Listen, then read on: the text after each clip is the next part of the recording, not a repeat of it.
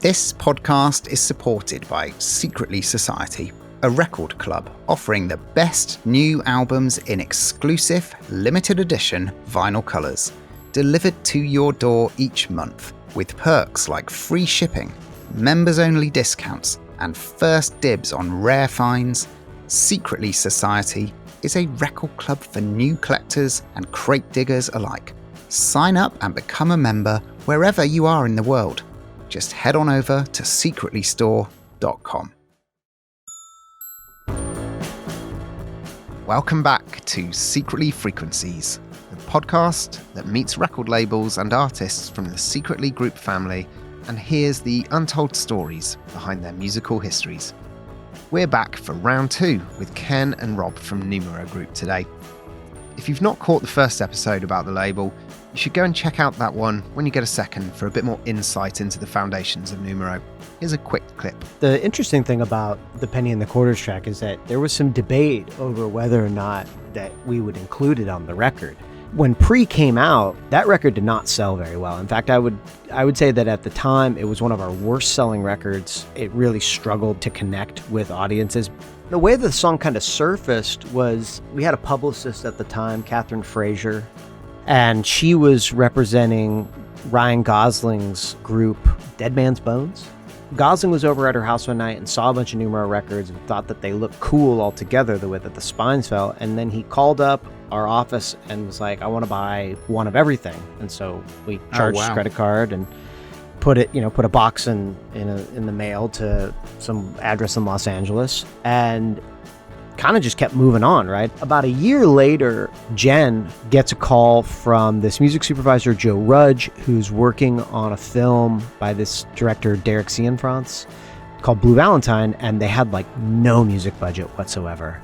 They had Grizzly Bear doing the soundtrack, and so all the money had been eaten up, but they had a few special cues, and Ryan had suggested this song, You and Me, as sort of like their song. This episode is going to explore a different side of Numero, and I have to tell you, it's a really special one for me in particular. Whilst they were perhaps originally known for some of their incredible soul reissues, over the last decade or more, Numero has started reissuing a number of bands from the 80s, 90s, and early noughties from across the punk, emo, slowcore, hardcore, post-hardcore, call it what you want, spectrum. Many of these records were completely out of print and haven't been available digitally until now. And it's an area of alternative music that is finally and deservedly really coming back into the spotlight. A few of these records are ones that I worked on myself in the early years of my career, and so they hold a really important place in my own history.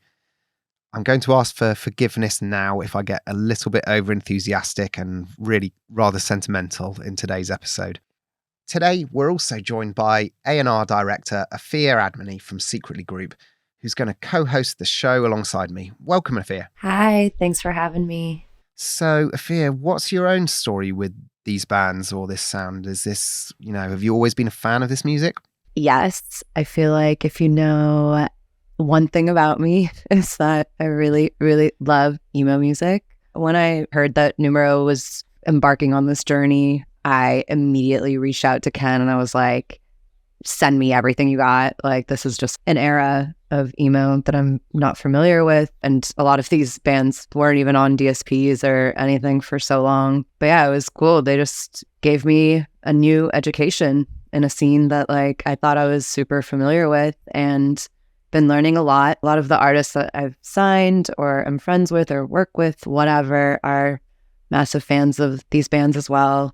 Some bands that, are on Secretly have covered these bands at this point, which is awesome. And yeah, it's just really, really cool. Fantastic. And there we go. You've heard the first usage of the word emo. You'll be hearing it a few more times in this podcast. But let's welcome Ken and Rob. Testing. We're good? Unwound, 90 Day Man, Codeine. Hi, Ken and Rob. Welcome back. Hey, Tom. This is going to be a little bit different from the last show, right? Very different sort of style of music. Do you want to chat to us a little bit to start with about your history with some of this? From my perspective, we started because Chris Brokaw came by our office And Ken was like, oh man, Codeine's been out of print a really long time. That's not really the way it started, but that's how it started from my perspective. We've been doing a lot of like 60s and 70s music. There was this feeling that we could move into another decade, and could we apply the same quality and the same attention to detail to just other decades of music? Is there that much of a difference if Numero really is a system?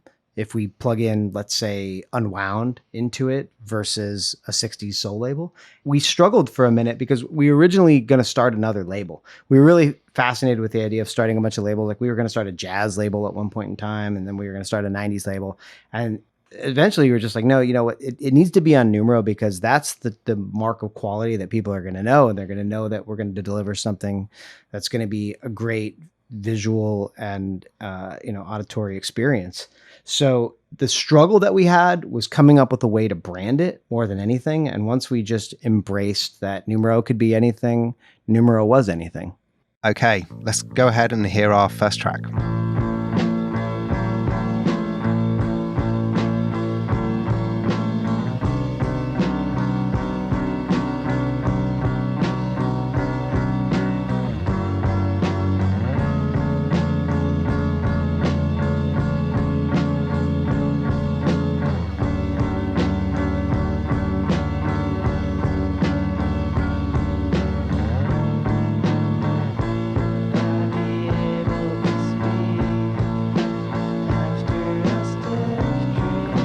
Duster Inside Out?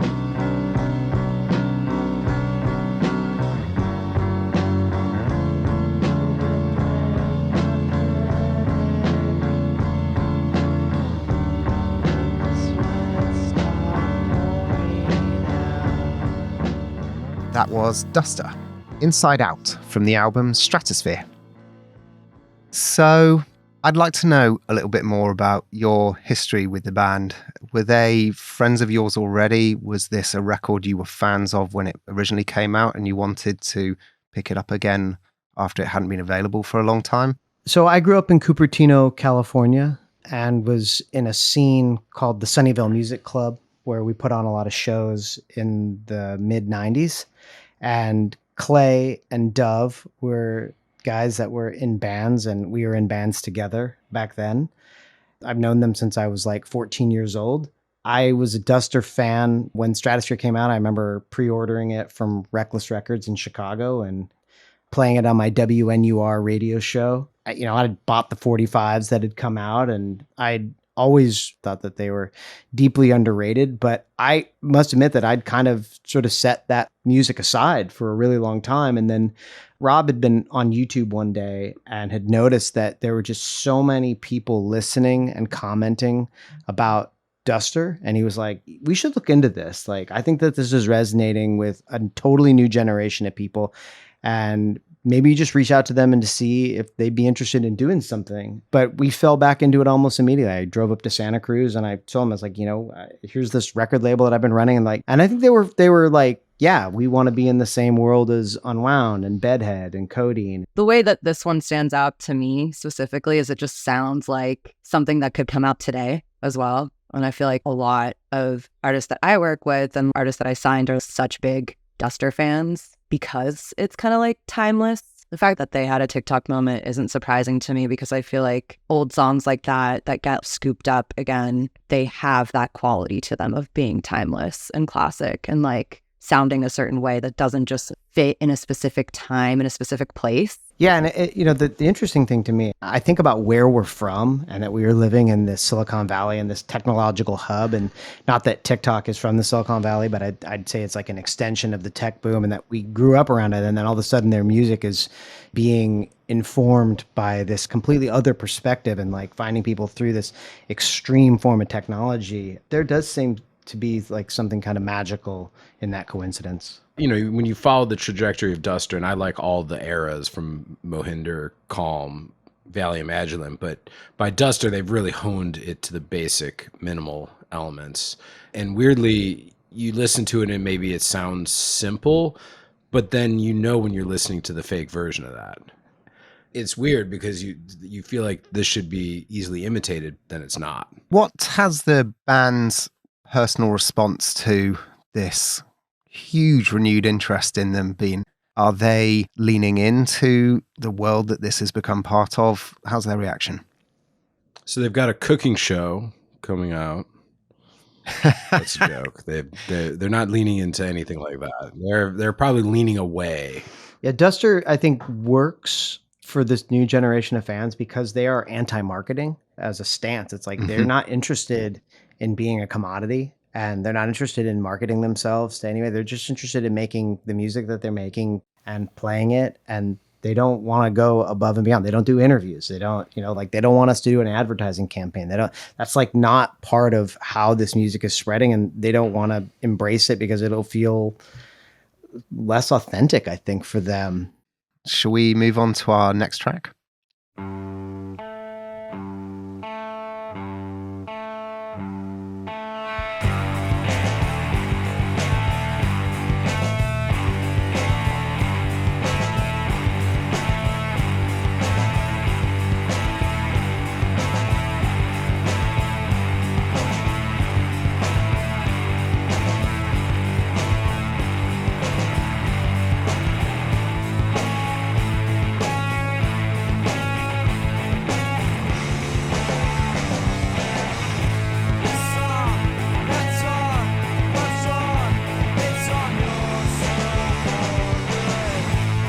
Unwound, Dragnolus.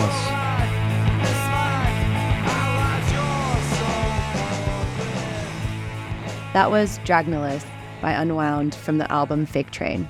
When Tom chose this one, I sent him a message and I was like, why did you choose this one specifically? I love Unwound. I think that this is maybe one of my favorite bands that you guys have started to work with on this slowcore emo wave that you guys are on. I think I might have chosen Petals Like Bricks. That's my favorite song. I'm sorry, Ophir. I'll get it right next time. But I love this one too. But yeah, how did you guys meet Unwound? How did this whole relationship come to be? Well, how we came to work with them, I think, was through Henry Ellings. I'd met Unwound and I'd been listening to Unwound since 1993. And I saw them in San Francisco in November of that year, right when Fake Train had come out. And I was a huge fan. And I remained a fan all the way through Challenge. Leaves definitely missed me. I was already onto something else by the time Leaves came out. But I was a fan the entire time. Unwound was just another band that I was an absolute favorite of mine and something I'd spent hundreds of hours of my life listening to.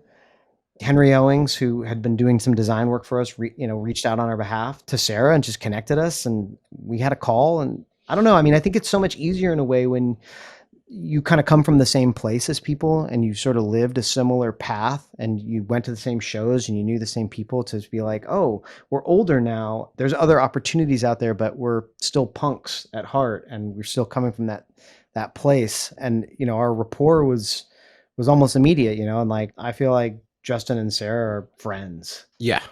At the time that we started looking at Unwound, our criteria was, this is, Spotify is still fairly nascent. Streaming is fairly nascent.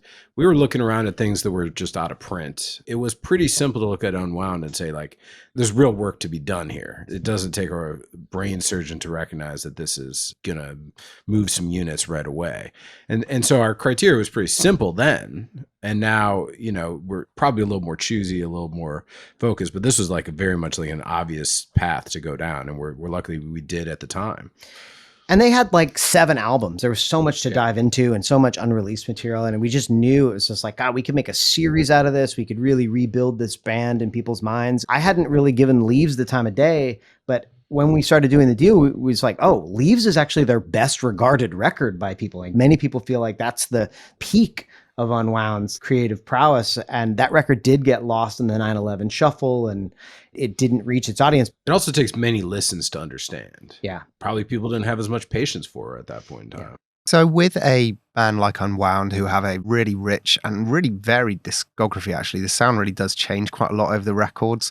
What's Numero's approach to what order you yourself want to put these out? Do you go chronologically? Do you thematically work through them? How did this one in particular, this reissue campaign, get structured?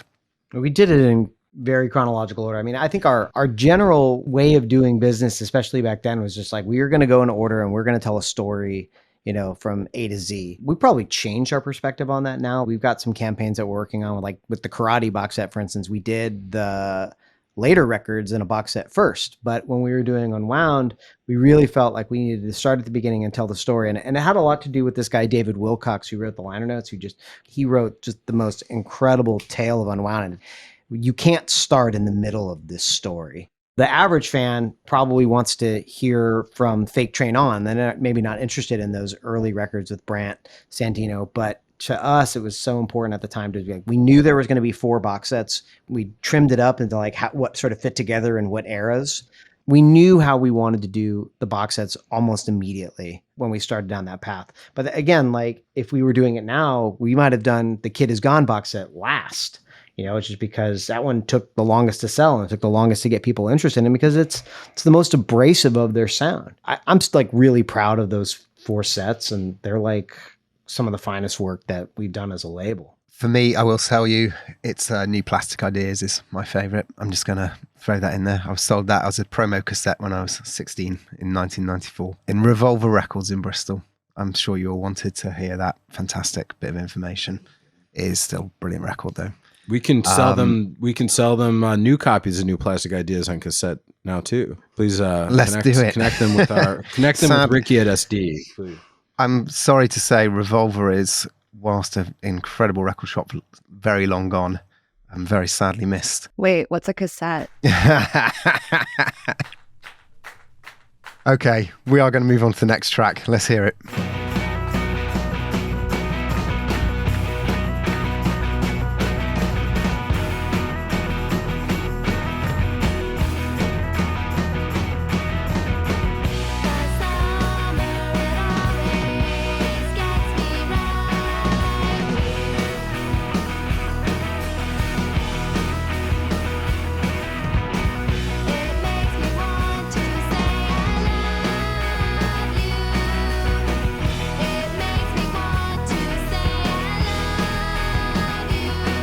Everyone asked about you.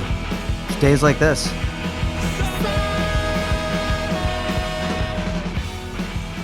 And that song was It's Days Like This That Make Me Wish the Summer Would Last Forever. Possibly the most emo song title ever, by the band Everyone Asked About You from the self-titled EP. I would consider myself at least somewhat of a head about this world, but this band was unfamiliar to me. Everyone Asked About You. I don't know whether that's a European thing or whether they were just maybe a bit missed at the time. What helps you make a decision on which bands you want to approach for? Like, how much are you looking at what sort of sales history they had at the time or anything like that? Or do you just go for things that you're in love with? So first of all, I think the problem is actually you, Tom. This band everyone knows this band and has since 1996. I think the issue is you're just uncool. Look, I have never claimed to be anything other than deeply uncool. It's funny though, because I was in Little Rock in 1996 when this band was a thing, and a friend of mine I've kept in touch with since then went to high school with them. They were a band that was like just right around the corner from things that we were looking at and listening to, but they were just a little too obscure, not widely distributed at the time. I mean, this is one we discovered on YouTube and fell in love with, and you just have a gut that this is going to be something. Yeah, I mean, the cool thing about like a YouTube discovery is that so much information is being broadcast in that YouTube beyond the music. It's like, if you go and you look at Everyone Asked About You and see how many people are responding in the comments, that's a pretty good indicator of interest. It's not just about loving the music. It's about loving the music and knowing that it's affecting other people. And I'd never listened to Everyone Asked About You in 1997 when the first 7-inch came out. Like, that was not on my radar at all. And yet, when I go back and look at copies of Heart Attack magazine, oh, there's the ad. And it was right next to all the things. It just didn't break through, in a meaningful way. And part of it had to do with they barely left Arkansas. And also, if you can't get a copy of the 7-inch, then you can't hear it. There's no other path. Unless someone puts that on a mixtape for you, possible, but there's no other path to that. I think it's also, her voice isn't, you hear it and it's like, you gotta know that you have patience for it, Like, it doesn't surprise me that like this didn't break through right away. But I think as a whole, all of like the artwork that comes with it, the music itself is like so beautiful and obviously like very emotional.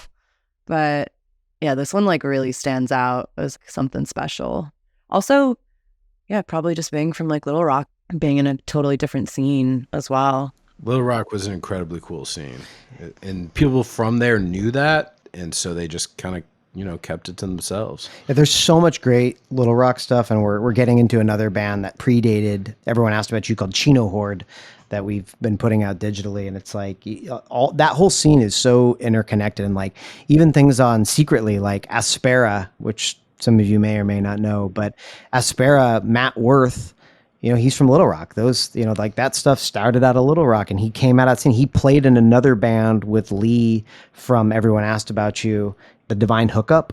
There was just like a totally incestual scene, and it was really small, and a lot of it didn't make it out of it, but the stuff that did, I think, is being reanalyzed. And like, I mean, Little Rock is like the unknown Athens. It's that kind of scene. It's so connected. It's so small. I mentioned this to Ken when we were down there, but I met a guy named Theo Witzel who had a really cool fanzine named Spectacle. And he put, first time I ever heard Indian Summer, and probably a few of these other bands, although that's the one that stood out to me, was on a cassette that he made for me. He was just a local Little Rock guy. I mean, I remember there was an Ordination of Aaron song on there. A lot of the stuff I like from that era all came from this one cassette, unfortunately now lost. But, you know, and he was a big booster of the scene down there as well. Let's hear some more music.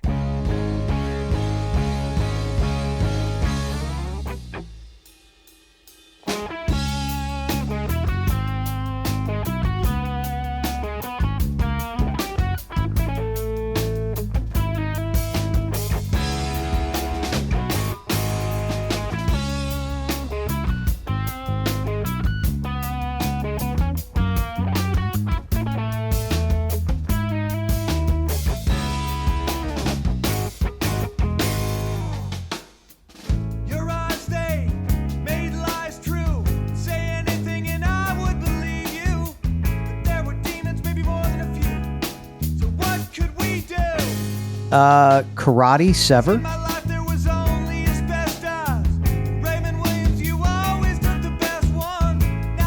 I'm almost tempted to just let this track play because I fucking love it. It is Karate Sever from 2000's Unsolved. Look, I'm a huge fan of this band. I feel like they're a bit of a life changer band for me, actually. And like you, Ken, I worked at Southern as well, although not at the same time. I was there 2000 through 2003, and Unsolved came out right as I was starting. It was a bit of a dream come true for me to work there. They were really quite popular in Europe as well. I think perhaps more popular in Europe than they were in America at the time they were putting out records. I want to talk a little bit about this song and this sound in particular for Karate, because it was a little bit of a departure from what they'd been doing before. Those first three records, the self-titled In Place of Real Insight and Bedhead in the Ocean, were a little bit more rooted in that sort of like post-hardcore Fugazi-esque sound. Maybe a little bit more of the jazzier and bluesier elements were coming into the final record. But when Unsolved came out, it seemed like Jeff really lent hard into his true musical history and his musical knowledge and his like incredible guitar ability. This is a band that has incredible musicians playing in it, unbelievably tight, really super well crafted parts for them all. It wasn't a sound that necessarily everybody loved from them at the time, but maybe people have come round to it. How do the band feel about this sort of second phase of this career now? This is something that you've been working on reissues with this band for a while now, and we spoke earlier that this was not a reissue series that you've done chronologically, and actually you started with this later period a little bit more, I think. What led to that? Is this the sound that the band feel really defines what they were? Yes. Sorry, I'm just playing. So, you know, when I hear this, it's interesting. It's interesting because when I hear these records, I'm just like, where is the bass? Where are the drums? You see them play, and their rhythm section is monstrous, and they are just unbelievably tight. And so I think to answer your question, I mean, it's a little more complicated than that because these are unbelievable musicians, and they've continued rehearsing. Jeff is the kind of guy that goes into a room and plays guitar for 2 hours a day. He does not ever lose a step in what he's doing, and he can do anything. As you said, they've kind of rediscovered their own musical history, and this is a guy that is not just a incredible musician but a scholar of music as well. Teaches classes in songwriting, teaches classes in the history of punk.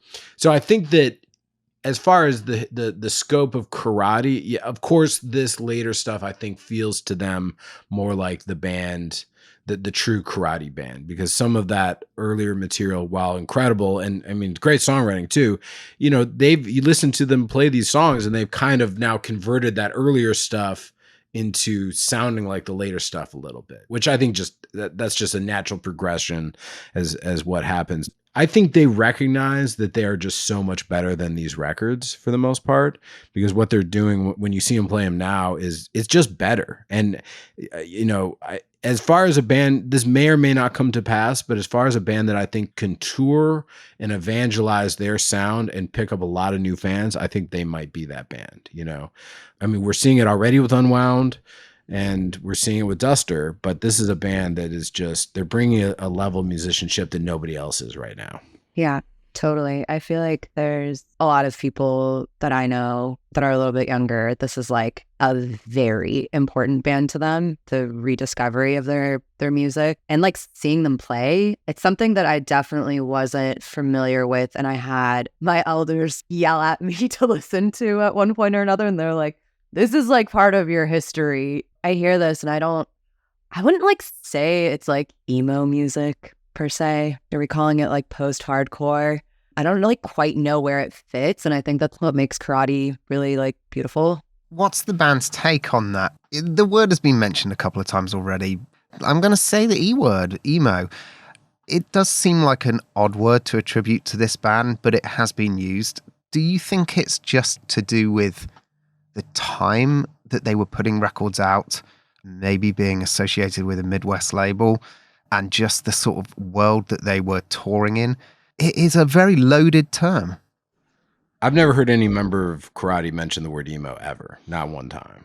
I mean, you're acting like emo is a dirty word, though. I mean, there's nothing wrong with it. There's a lot of great music that's emo, I think if you're creating something, you don't want it to fit nicely into a category. So I get that. So I think we can just say, as a blanket term, none of the bands that we work with that we might use the word emo to describe probably don't like being called emo. I think that's probably fair to say. Okay, well, we're going to go on to the next track now.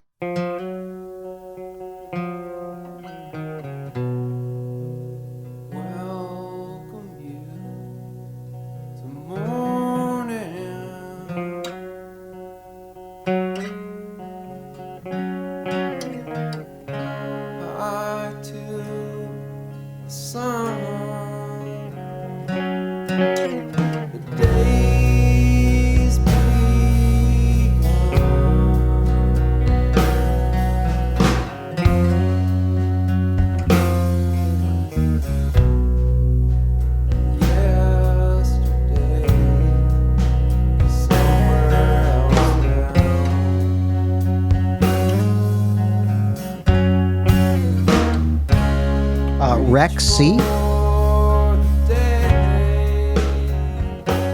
That was Morning by the band Rex from 1996's C.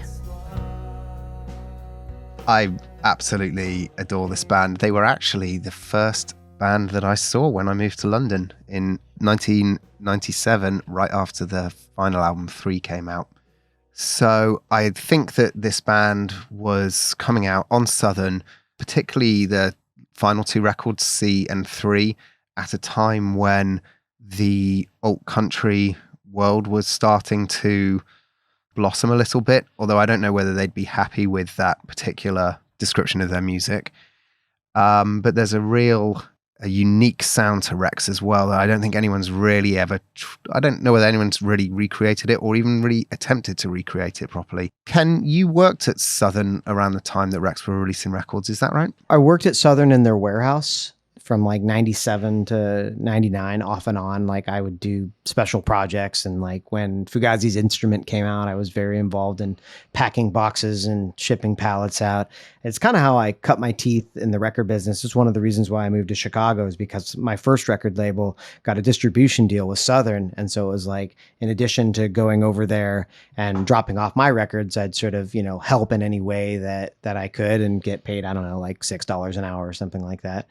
Did I work on Rex C or 3? Well, I put those records in boxes, and I also reshrink wrap the returns. They were older guys than me. Like I was always a younger person. When I moved to Chicago, I didn't even have an ID. I couldn't even get into bars at the time because I was too young. And so like I saw Rex one time. To me, they were one of the triumvirate of interesting Southern bands when I got there were Ooey, Rex, and Karate. And I just thought that they had one of the coolest rosters at the time. Danielle Soto, who I believe signed all 3 of those groups, she was very, very ahead of her time as a sort of like an A&R person. Rex could just have easily been on a label like Bloodshot, probably at the time, which was much more of like an insurgent country thing. It just happened to be that like, Southern John Loder, his energy was so big, and people really looked at him as like kind of one of the godfathers of the punk music business, because he was an organizer, and he organized Crass in the early 80s and like figured out how to make sure everybody was getting paid and keeping their records in print. And he opened up a studio, and he was just like this magnanimous character that drew a lot of people together. Like John Loder is the reason why you could buy a Fugazi record at Camelot Tapes in the mall. I had an enormous amount of respect for him, which is one of the reasons why I've set my sights on getting a distribution deal with Southern almost as soon as I started my first record label. Yeah, they were putting out some incredible bands around that time. Do you have any sense from Rex, like why did it come to an end for them in the late 90s? As I said, I saw them on the final album tour, and I thought there's something so incredible, magical going on here, and it feels like it's part of this incredible world as well. So I was really disappointed that nothing really happened after that. Have you got any sense from them, like what came to an end for them around that time? Well, they were all living in different places. So Phil moved to Chicago. He started that group Loftus. You know that record? Yeah. So he started Loftus. And then Doug obviously was in him and Juno 44 and touring the world with, like Juno 44 at that time was, I think, a pretty massive band in that scene. And I just don't think there was a lot of room for Rex in their lives because they were so far apart. I don't think that they ever would tell you that they like broke up so much as the circumstances were that they couldn't make music together. But now, I mean, those guys are like brothers. When I got on a call with them, they're talking about making new music, like they love being together and being friends because they came from the same little world, little scene, broke out into the universe together. Okay, we're going to move on to the next track now.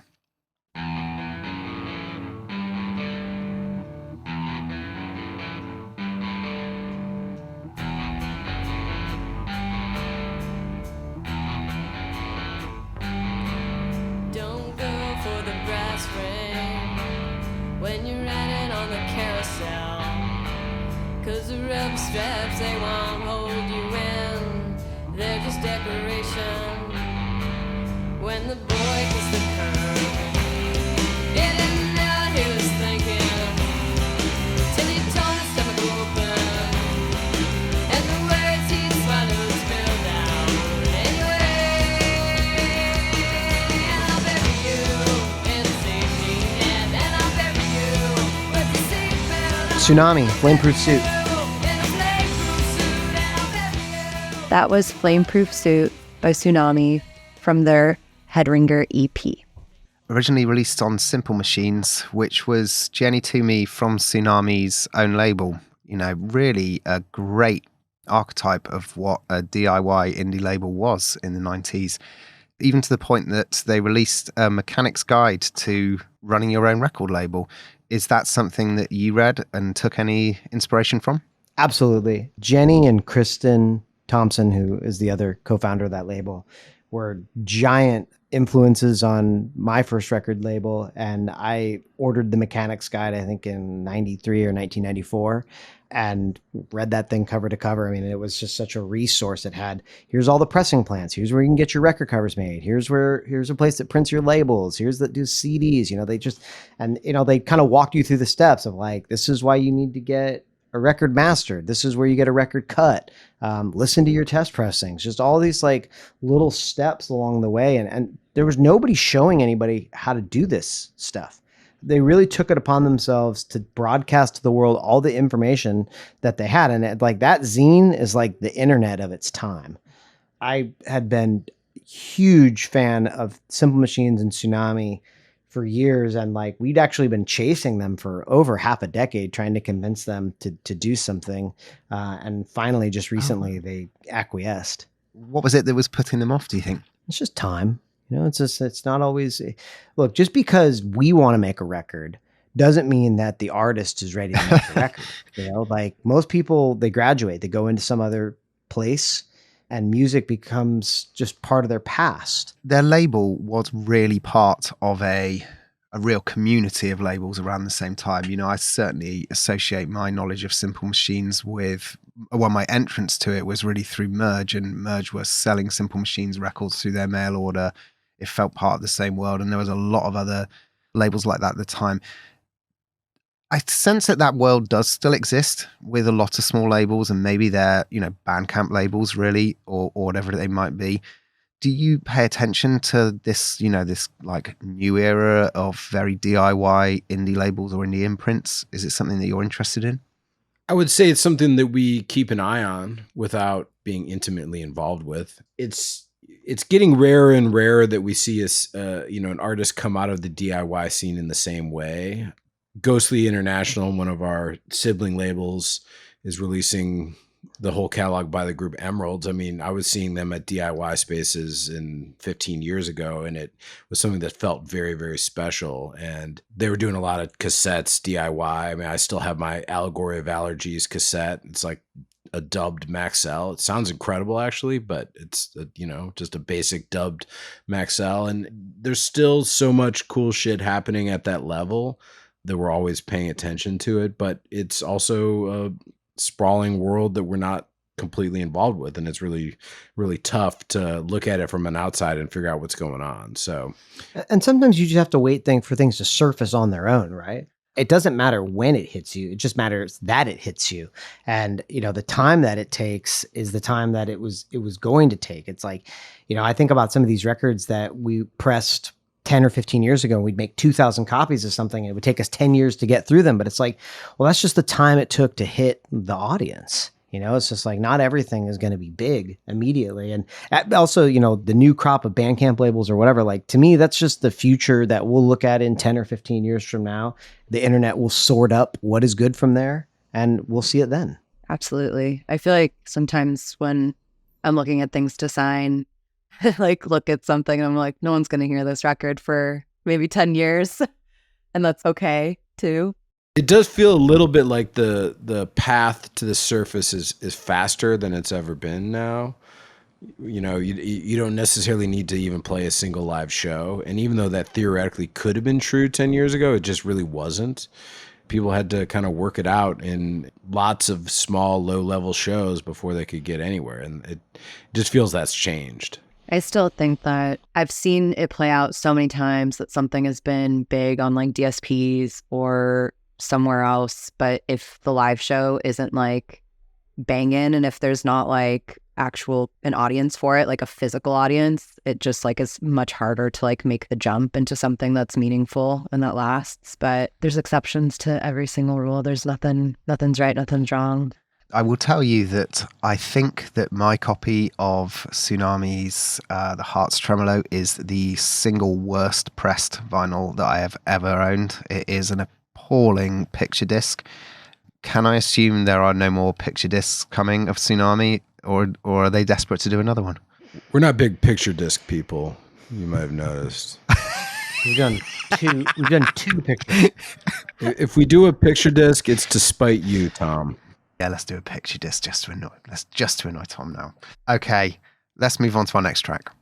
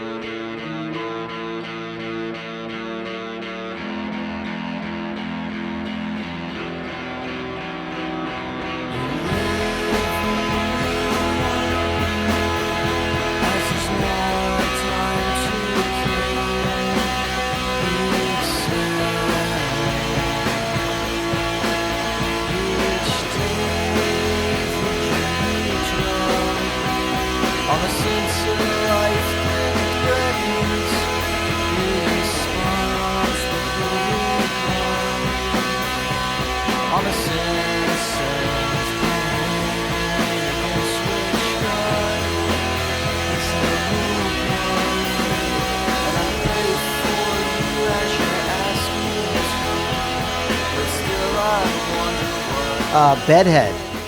It is. Do you know the track title on that one? I mean, it's in the lyrics. It's living well. That's right. I think it's It the is first Living two Well. words he says in the song. Living Well by Bedhead from What Fun Life Was. So, Bedhead, the Codeine brothers, who, in some ways, this song, I would say, is not the most indicative of the overall Bedhead sound, and they're artists who refined and sort of slowed and stripped things back more and more as they went on. Masters of repeated notes, very low-key vocals. Is this a band that you were fans of at the time? Have you come back to it later? Were you fans of Chance Syndicate as a label, who Bedhead were originally released on in the 90s? What's your relationship with Bedhead? Well, I bought the records when they came out, as they came out. Not the singles, but I'd gotten What Fun Life Was, on CD, probably the first week it came out. I had the Dark Ages 10-inch. I had Lepidoptera. I had the 4-song 12-inch and Beheaded. I was in, and but the first time I actually saw them was in Chicago in 1998 at the Empty Bottle, and thought that they were incredible on the Transaction tour. So I'd been a fan for, I don't know, like by the time we worked with them, like almost 15 or 20 years at that point. And it didn't seem like that big of a stretch after we'd done Codeine and Unwound. And No, it made perfect sense. it was like, the fact that we got to work with them, I think was just really exciting to us because, the records are timeless classics of that era. I was always a fan of the song The Dark Ages, which I think, if I'm staying corrected, we don't even have in print right now, which I think is okay. It's weirdly not one of their top favorite songs. And I don't know how. I mean, that was a song that just like somehow transcended. It ended up on a lot of mixtapes. I just heard it a lot over the years. I think people of our generation really like that song, but it's not connecting in the streaming world, so it's fine. But I'm kind of surprised because that was always just a classic to me. I mean, Trans Syndicate, I just always thought that was a touch and go thing. I never. At some point after the fact, I learned it was Butthole Surfers related, but It's King Coffee's label, right? Yeah. And what's interesting about that is that I just recently learned this, is that Emperor Jones was like a Trance Syndicate subsidiary, and we just did a deal with American Analog Set, who's on Emperor Jones. So it's that little Texas vein is a lot more interesting than people maybe give it credit for. Yeah. The Texas thing there, what is it, do you think, about? I mean, I don't know which bit of Texas Bedhead were from. Where are they from? Well, both American Analog Set and Bedhead were from like the Dallas-Fort Worth area is where they started out. What makes their music sound like that? I don't know. Maybe it's the like expanse of nothingness that just surrounds northern Texas and southern Oklahoma. And, if you grew up in the suburbs, you probably had nothing to do but play music and maybe take drugs. And I don't know. I mean, there's like only so many things you can do. You've seen the Linklater film. What's that? Dazed and Confused. Yeah. So it's like, if you say Dazed and Confused, you can kind of like extrapolate from there what that world is kind of like, right? And these are the people not cool enough to be in that film, kind of is the vibe. I think I think both of those bands were much, it's not like they were popular in Texas. It's good for the creativity, but not necessarily for the reception to that creativity. I think American Analog Set only played one show ever in Fort Worth, where they're from. I think it was like one show, and it was poorly attended. Let's hear the next track.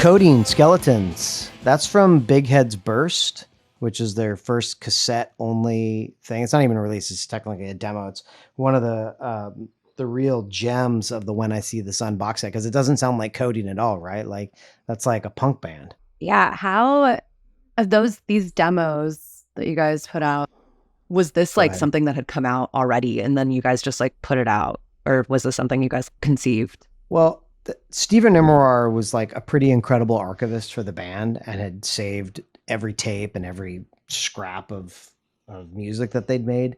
And that is from this Big Heads Burst tape that they made. It was like the first recording session they did in like 1989 or 1990.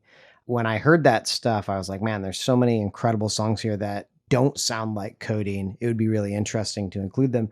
And, you know, there's still some other songs from that session that they're not like ready to have out in the world. I was thrilled that we like convinced them to kind of show off all the different elements when we were working on that box set. And that tape haul that Steven had, he sent all that to us at a certain point. He was like, I live in this tiny apartment in New York and I don't have room for all this stuff. Can you guys just hang on to this? And that's how we got the DeSalle record, because he sent all these tapes over to us. And then during the pandemic, we were thinking about all the records that we could possibly make. You know, it's like we just started coming up with every idea. And I remembered that we used a couple of songs from the DeSalle session, which was an unreleased album that they did between Frigid Stars and Barely Real. It was going to be their second album.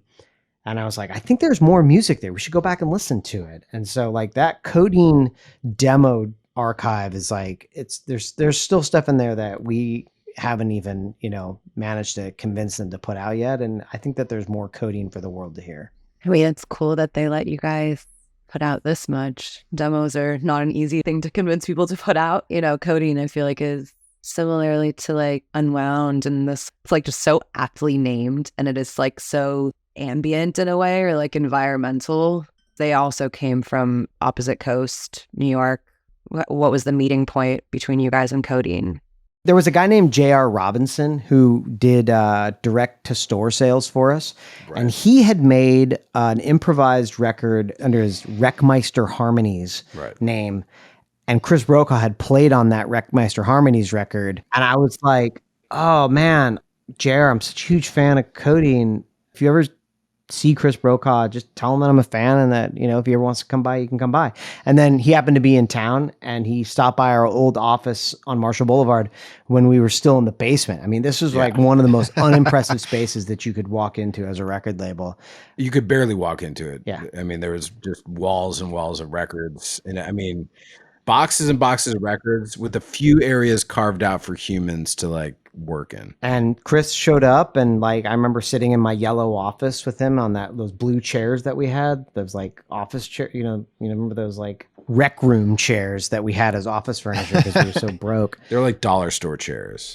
So we had these cheap chairs, and he's sitting in my office, and I just told him how much I like loved Codeine, and I was like, this is what we're doing with all this soul music, but I think we could transfer that concept, the look, the feel, the attention to detail. I think we could do that with Codeine, and like these records have been out of print forever.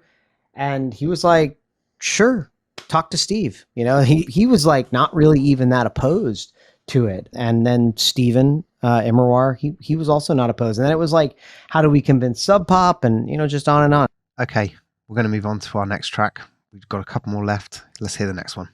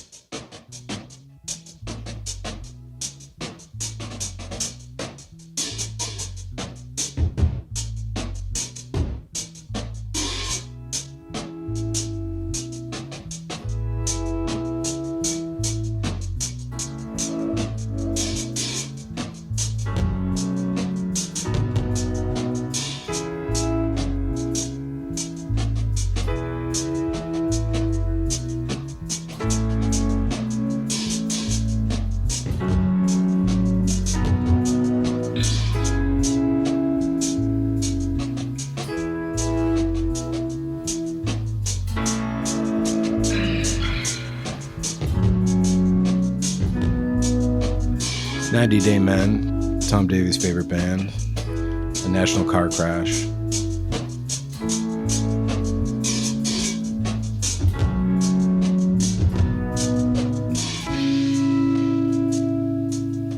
That is right. National Car Crash by 90 Day Men from the album To Everybody. It's a great record. Why don't you tell us about your history with 90 Day Men first? I promised He's been myself that dying I would to. not go in too hard because this podcast is not about me. But you know, what can I say? I think that 90 Day Men are one of the most criminally underrated bands of the last 30 years. I don't think that anything really sounded like them before, and I don't think any band has really sounded like them since. It is wildly inventive stuff. The drumming is super crazy. It is, you know, the vocals are kind of bananas, really, when you think about what they're doing. And the piano parts exist somewhere between like cabaret, prog, Queen, sort of Baroque music. It shouldn't work, but it does. And I still cannot understand why this band was not huge at the time, apart from maybe people didn't just get it. Do you think people are going to get my 90 Day Man now? Or do people think that I'm crazy here? Well, so we do have some evidence that people have continued to learn about 90 Day Men and care about 90 Day Men. Adam, who works here, when he started working here, he's probably he's only a couple years younger than us, but he was just young enough that like he kind of missed the like core run of them and heard them after the fact and loved their records. And from his perspective, these were like rare, lesser known, obscure records as you describe them. I mean, Ken and I were living in Chicago while 90 Day Men were big. And these were guys that we saw and hung out with all the time. And Brian Case has continued to make so much music. Casey's continued to make so much music. Rob Lowe is, he is continuing to make music more or less on his own. And it's also incredible. They've all continued to, it was hard to even think of 90 Day Men as a band that had left, really it was only Andy that moved back to St. Louis and hadn't been heard from. But, these three guys were still very important parts of the scene. So it was wild at the time to think of them as an overlooked band, like everybody knew these guys. But we are seeing that there's been excitement for these records.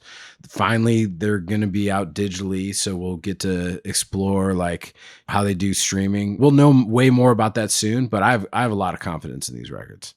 I think that the time is right to figure them out, and people will actually be able to evaluate them in a new way.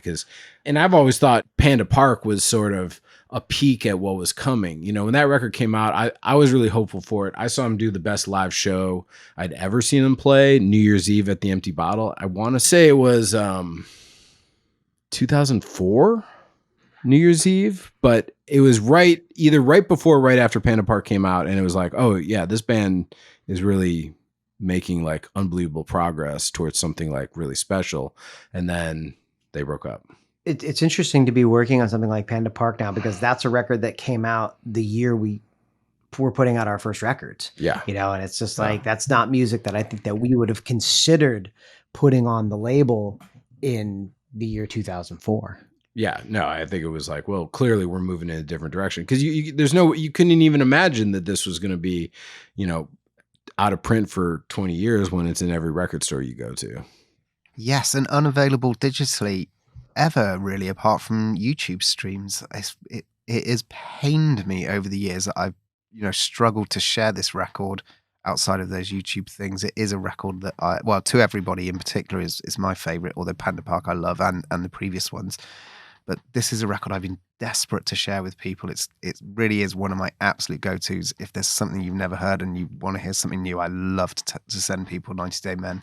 Okay, my 90 Day Men loving must come to an end, and we'll move on to the next track. Never said it'd be like this, right?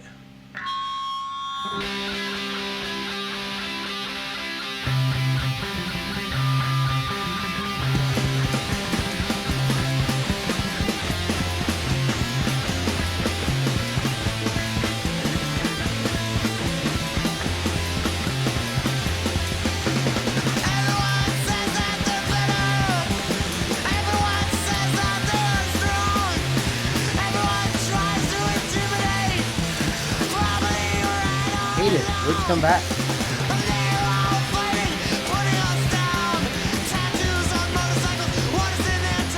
That was Words Come Back by The Hated from The Best Piece of Shit, Volume 3. iconic. We love this one. This is one that an artist that I signed covered in a really interesting way. Yeah, this band, I had no clue who they were before you guys started putting out their stuff, and just like so immediately connected to, and like started putting it on every single playlist, sending it to all my friends who I knew would like it. Yeah, it also kind of like stands out stylistically. I feel like it's like a little bit more intense. I don't know if I've ever like actually asked you guys if you guys had known them before, or if it's something that, you know, you found recently, or like what your journey was to like discovering the Hated. So I got some Hated music on a mixtape in about 1994. I met Dan Littleton from the band in the summer of 1995. And I think that summer I told him that I wanted to re-release the Hated records on my label Tree Records. And he kind of laughed it off. And it was going to happen on this label called Trouble Man Unlimited. And that process was like, you know, this Hated box set had been rumored for decades. But then Trouble Man went out of business at one point in time. And I stayed in touch with Dan over the years. I'd followed his band Ida pretty religiously for the back half of the 90s. Again, the Hated was another band that when we were talking about doing these 90s records and, you know, punk records, we were like, God, Husker Du, the Hated, Codeine, Unwound, those were all in that early conversation. And it was something that we just chased for a really long time. And there's a lot of interpersonal dynamics at the band that's made it difficult for a number of different people to get this off the ground. And it's just like, they've been my white whale for probably as long as I've been making records. I've been talking about putting out the Hated records, and we finally got the first of what I think is going to be 5 different sets. We got it out last year, and we're building towards the next one. And it's an ongoing process to discover not only what's in their archive, but the story that's still unfolding that they're very precious about. You know, like, this is a band that holds a lot of things close to their chest. And there's a reason why this music didn't get as far as it probably should have, is because they have, you know, really harbored it very closely. Such a cool band. Seeing them live was so sick. The 2 drummers on stage. More people need to do the double drummer. I agree. I think it's like such a automatically move. It's just such a big move. You can't fail, you know? Yeah, I saw the Grateful Dead a few weeks ago, and they had the double drummer thing going on, and I was like, it's just like, it's like really fun to watch 2 drummers play at the same time. Is that at all we're going to see the Hated opening for Grateful Dead? God willing. I mean, John Mayer could play some sick solos in the Hated. I'll say that. Okay, we're going to move into our last track now. And if you can't go home, oh, it's alright, it's okay. And if you're feeling cold, oh, it's alright, brighter days. And if they cut you out, oh, it's alright, either way. But if they put you down, oh, it's alright, you're okay.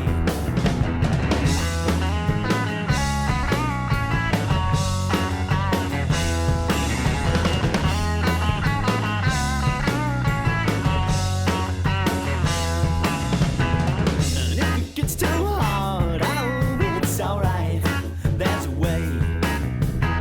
And if it seems too far, oh, it's alright, on the train. And if you lost that song, Chisel, it's all right. it's alright, in your head. And if you don't feel strong, oh, it's alright, stay in bed. And this one was Chisels. It's All Right, You're Okay, from Set You Free. The unmistakable voice of Ted Leo there. Ted has been putting music out for a really long time now. Is Ted someone that you go back with a long time, or is this a new relationship? It actually came through their drummer, John Dugan. Oh, wow. I'd seen Chisel in 96 open for Karate, and so I knew who they were. And I bought Set You Free, which came out on Gurm Blandstein, and I think at the end of 97 or something like that. And I was a fan, and I'd always been a fan of these bands. But John Dugan, his kids and my kids used to play together in a little play group with John Sturrott's kid and Gabe McDonough.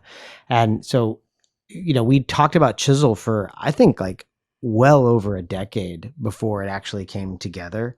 As we've pushed further into the 90s, we're looking for different sounds, like not everything can sound like a post-hardcore band. That's not something that everybody wants to listen to. I'd say that Chisel's like more on the kind of pop punk or even like garage side of things, like they have more of a mod sound. And they were doing something Gurn Blancy was like an absolute like pinnacle hardcore label at the time and like post-punk label, and for Chisel to be on that label was a real anomaly, but that makes it feel like it just works. And we also work with Ted's brothers. They had a band called Native Nod, who is now on Numero, who were on Gurn Blancy. And it's just like Numero tends to like collect clients by word of mouth in a lot of ways. It's like, oh, these guys were really good to me, and you should work with them. And so like it's been really fun to just like connect with the Leo brothers and like find that middle ground between their very creative selves and to tell their story from a couple of different angles. I'm not certain that people recognize that these two bands are so interconnected, but like, again, over time,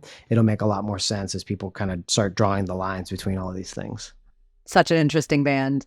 I also wasn't super familiar. And then when Tom put this one on, I was like, what is this? Like, I'm happy we're ending on this note. And of course, I know like Ted Leo and the Pharmacists, that part of his career is probably something that I've more familiar with. Yeah, this recording just like blew me out the fucking water. It's just like the mix on it is like so interesting.